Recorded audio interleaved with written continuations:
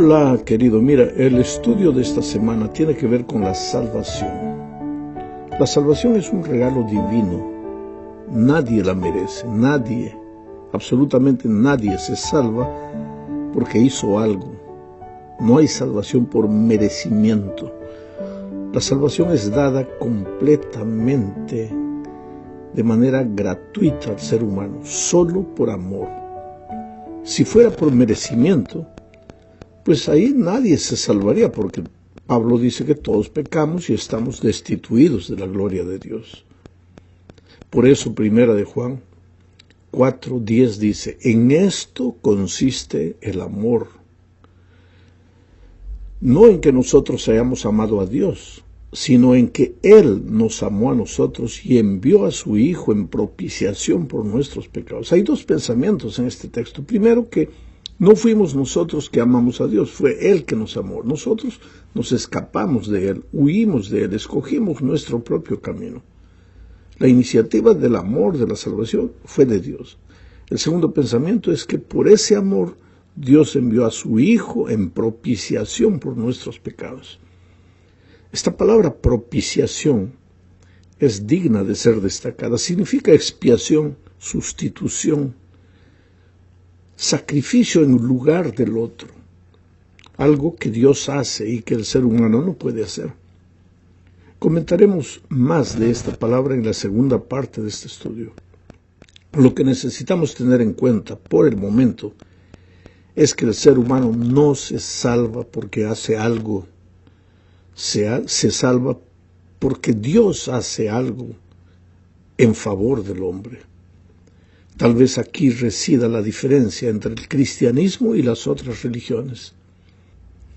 Mientras la mayoría de las religiones enseña que el ser humano deba hacer algo para alcanzar a Dios y salvarse, el cristianismo enseña que Dios hizo todo para alcanzar al ser humano y salvarlo. La salvación, pues, es una expresión del amor del Padre.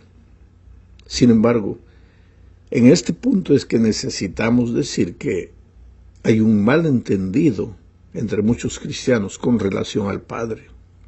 Algunos creen que el Dios del Antiguo Testamento, refiriéndose al Padre, ¿no es cierto?, es generalmente un Dios de justicia y de castigo, mientras que el Dios del Nuevo Testamento, refiriéndose al Hijo, es un Dios misericordioso y lleno de gracia y perdón. Mucha gente hace una distinción entre el carácter del Hijo y el carácter del Padre. Ahora, esta distinción no existe. El Padre es el mismo Dios, y es el mismo Hijo, y es el mismo Espíritu Santo. Es el mismo Dios en el Antiguo Testamento y en el Nuevo Testamento. Y el Hijo también, junto con el Espíritu. Las tres personas son el mismo Dios. Es un misterio que la mente humana tiene que a veces dificultades para entender, pero es una verdad bíblica. Ahora, una de las razones por la que Cristo vino a este mundo fue justamente para revelar la verdad acerca del carácter del Padre. A lo largo de los siglos se había generalizado la idea equivocada de que el Dios del Antiguo Testamento pues es castigador, es justiciero. Y esa idea no estaba solo entre los paganos, sino también entre la nación escogida de Dios, que era el pueblo de Israel. Era necesario entonces que Cristo viniera a este mundo y que dijera, quien me ha visto a mí, ha visto al Padre. ¿Sabes? Porque Dios no cambia. Es verdad que el Antiguo Testamento está lleno de relatos aparentemente violentos, como la destrucción de Sodoma y Gomorra, el diluvio, la muerte de los niños inocentes durante la conquista de la tierra prometida, etcétera, etcétera. Pero por tras de todos esos aparentes hechos grotescos estaba el amor infinito e incomprensible del Padre. Él es un Dios igual de misericordioso en ambos testamentos. La Biblia declara, Dios es amor. Y también la Biblia dice que Dios no cambia. Dice, Jesucristo es el mismo ayer, hoy y por los siglos. Bueno, ese Dios es lento para la ira, fiel, compasivo, misericordioso. Entonces, ¿por qué tanta sangre se derramó en el Antiguo Testamento? Pues ese es un asunto que infelizmente en este comentario yo no lo puedo explicar, porque eso llevaría media hora para explicar. Pero la verdad es que Dios es amoroso, misericordioso, paciente en el Antiguo Testamento y en el Nuevo Testamento. Ahora en el segundo punto, hablemos del amor del Hijo. Para esto leamos Romanos 5, versículos 6, 7 y 8. Dice, porque Cristo, cuando aún éramos débiles, éramos pecadores, a su tiempo murió por los impíos. Ciertamente apenas morirá alguno por un justo. Con todo, pudiera ser que alguno osara morir por el bueno. Mas Dios muestra su amor para con nosotros en que siendo aún pecadores, Cristo murió por nosotros. Sabes, mi amigo, jamás entenderemos el amor de Cristo que se ofreció voluntariamente para salvarnos. Él no fue obligado a hacerlo. Él dio su vida en sacrificio por amor.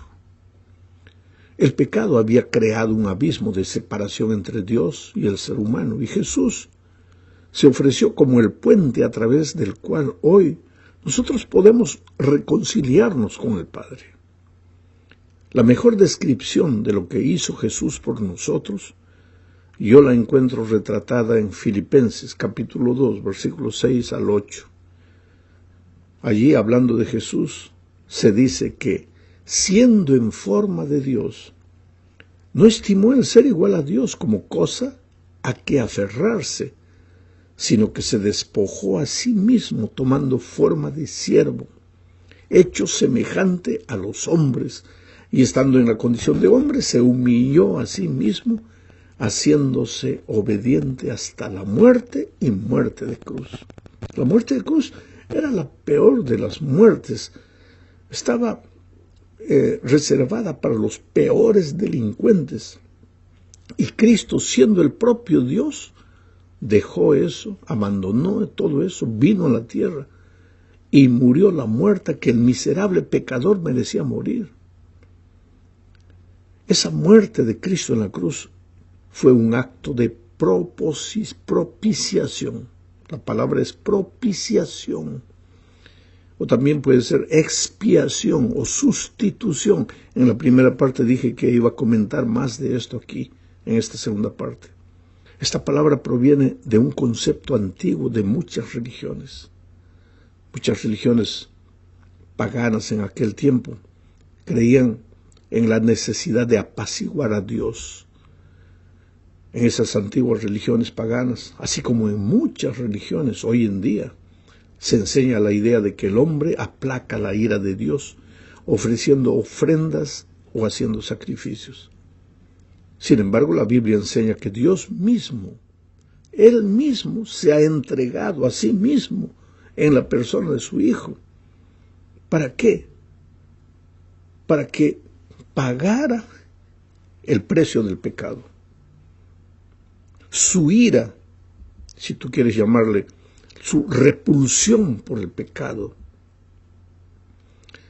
no aceptaba la actitud rebelde del hombre.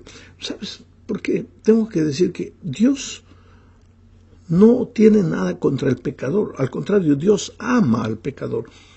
Lo que no puede soportar es el pecado. ¿Y por qué? Porque el pecado le hace mal al ser humano, que es lo que Dios más ama. El pecado te destruye, te consume, te enloquece, te anula, te aniquila. La ira de Dios es contra el pecado, no es contra el ser humano.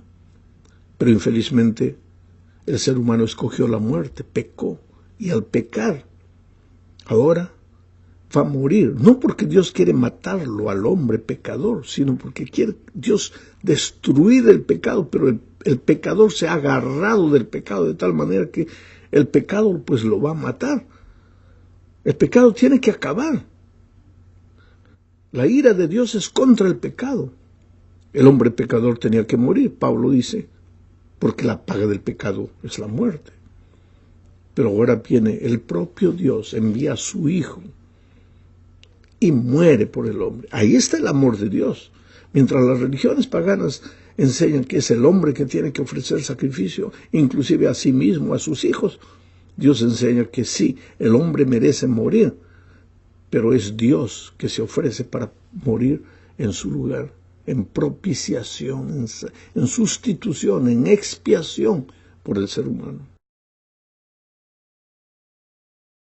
En el Nuevo Testamento el acto de la propiciación siempre se refiere a la obra de Dios y no a los sacrificios o a las ofrendas dadas por el hombre.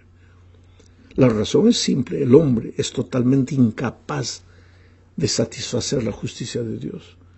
No hay ningún servicio, sacrificio o regalo que el hombre pueda ofrecer para apaciguar la ira de Dios o para satisfacer su perfecta justicia. La única satisfacción o propiciación que pueda ser aceptable a Dios y que pueda reconciliar al hombre con Él tendría que ser hecha por Dios mismo. Por esa razón Dios, Hijo, Jesucristo, vino al mundo en forma de hombre para hacer un sacrificio perfecto por el pecado e hizo propiciación o expiación por los pecados del pueblo. Hebreos 2:17 dice esto, por lo cual debía ser en todo, está hablando de Jesús, por lo cual debía ser en todo semejante a sus hermanos, para venir a ser misericordioso y fiel sumo sacerdote en lo que a Dios se refiere, para expiar los pecados del pueblo, expiar, ocupar el lugar del pueblo, ocupar el lugar de sus hermanos, porque el hombre no podía morir. Dios amaba al hombre, quería que el hombre no muriera, entonces alguien tenía que morir, porque la paga del pecado es la muerte. Cristo se ofreció para morir. Vamos ahora a la tercera parte. Hablemos ahora del amor del Espíritu Santo. Padre, Hijo y Espíritu son un mismo Dios. No son tres dioses, es un solo Dios, y ese único Dios nos ama.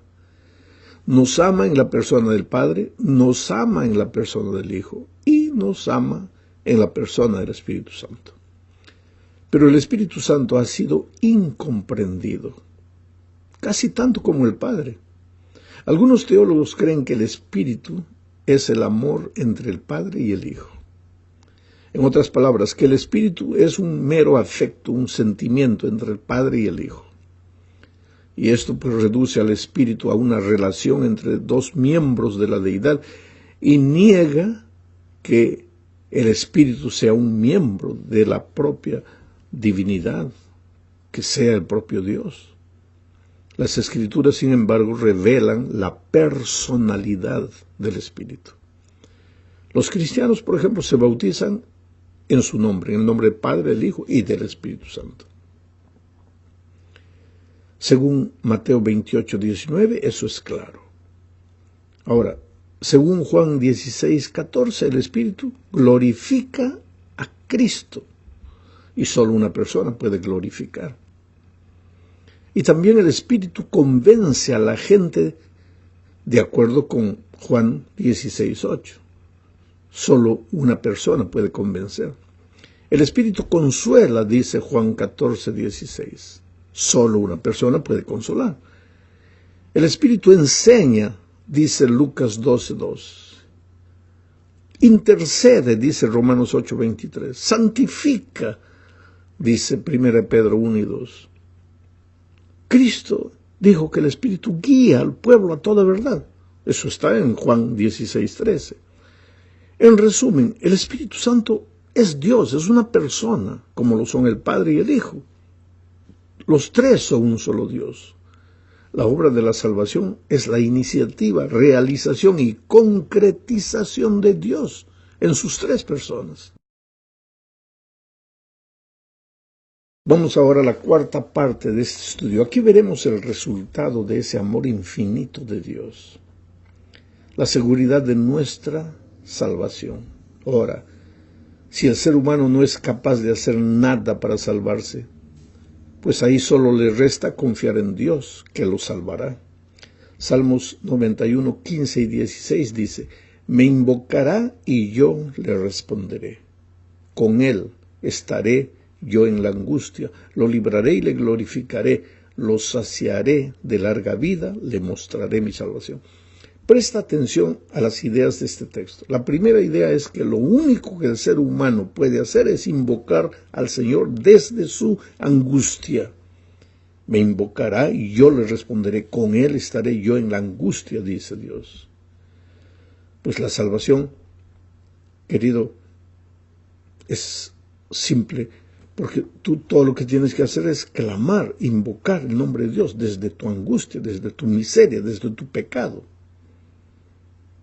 Si tú piensas bien, la salvación es tan fácil que no necesitas siquiera aceptarla, sino simplemente no rechazarla. Mira, la sierva de Dios dice en El Camino a Cristo, página 27, lo siguiente: el pecador puede resistir a este amor. ¿A qué amor? Al amor de Dios.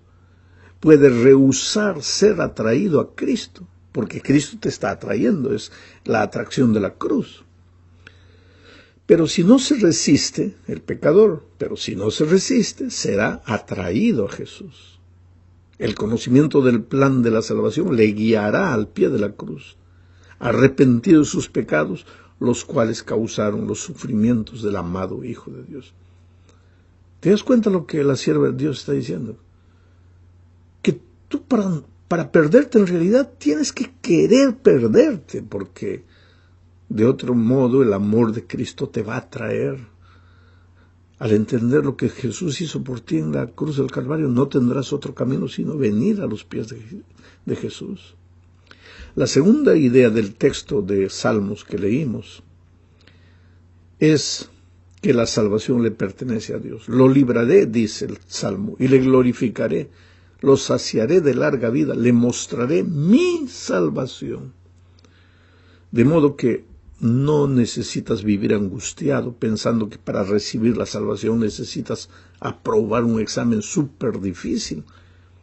Si alguien desea que te salves, no eres tú, sino Jesús. Y Él ya hizo todo lo que era necesario hacer para salvarte. Pagó tu deuda en la cruz. Pecaste y el pecado merece la muerte, pues Cristo ya murió por ti. Sin embargo, no creas que la salvación es fácil. Para ti sí lo es, pero no lo fue para Jesús. Por eso necesitas llevar a cabo a serio el pecado. Y es por eso que la sierva de Dios dice en El Camino a Cristo, página 31, pero nadie se engaña a sí mismo pensando que Dios, en su grande amor y misericordia, salvará aún a los que rechazan su gracia. La excesiva corrupción del pecado puede medirse tan solo a la luz de la cruz. Cuando los hombres insisten en que Dios es demasiado bueno para desechar al pecador, miren al Calvario. Si Cristo cargó con la culpa del desobediente y sufrió en lugar del pecador, fue porque no había otra manera en que el hombre pudiera salvarse. Porque sin ese sacrificio era imposible que la familia humana escapase del poder contaminador del pecado y fuese restituida a la comunión con seres santos.